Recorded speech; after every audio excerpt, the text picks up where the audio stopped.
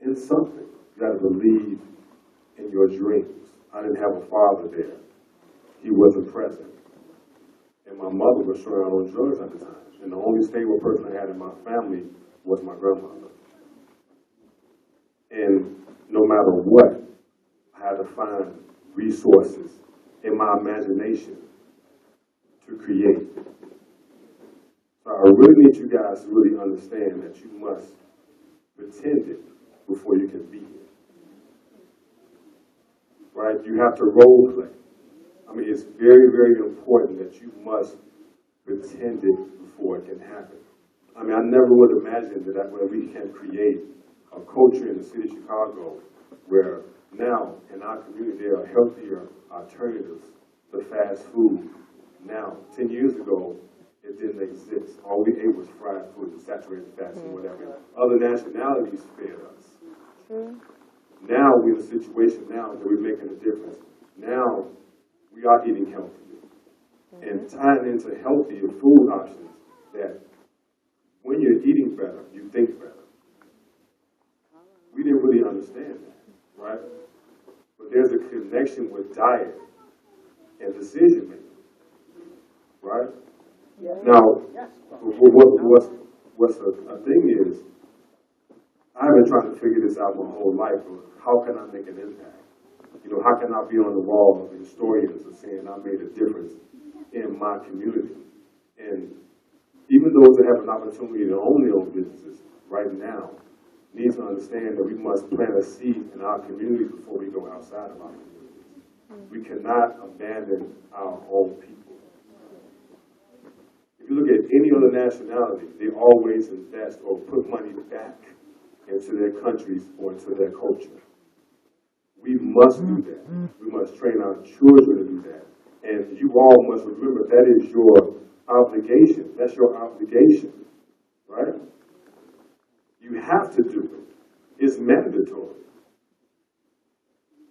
And to this day, my mother finally got off drugs after 35 years being out there in the streets. I finally got a chance to meet my father, but shortly after that, he died of AIDS. So no matter what I thought I was getting out of, I had another adversity that I had to conquer. So, and that's life, right? It's always going to be something that's going to happen that's going to get in your way. And you have to look past it and still believe in your dreams. I really want you all to come out and experience Quince if you haven't experienced it. We got one right near here, 616 East 79th Street. We got one in Madison, Illinois. We got one in Calumet City. We got one in Bronzeville. We got one on the west side. We got one on the South Shore and 71st and Cranford. So be a part of that. You know, be a part of history, because that is history being made in our community for us, feeding us in the healthy alternative. So continue to believe in your dreams. Thank you. I have one brief announcement. It's about 1:45. About an hour and a half ago, the Tuskegee Airman made history here in the city of Chicago. How many of you are familiar with the Dan Ryan? Well, I'm not talking about the Dan Ryan, but there's another highway that runs through Chicago called the I-57. As of about an hour and a half ago, the governor from the state of Illinois came down to Markham, and he dedicated 19 miles of the I-57 highway, and it is now called the Tuskegee Airman Memorial Highway.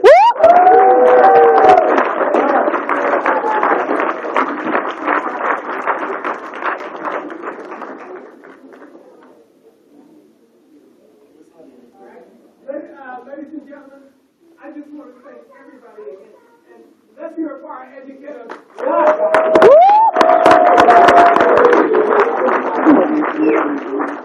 We wanted you to see real life heroes and role models that you could become. So please, on the way out, we got some pamphlets for you. I think before we leave, we should all thank you. Absolutely. Yeah.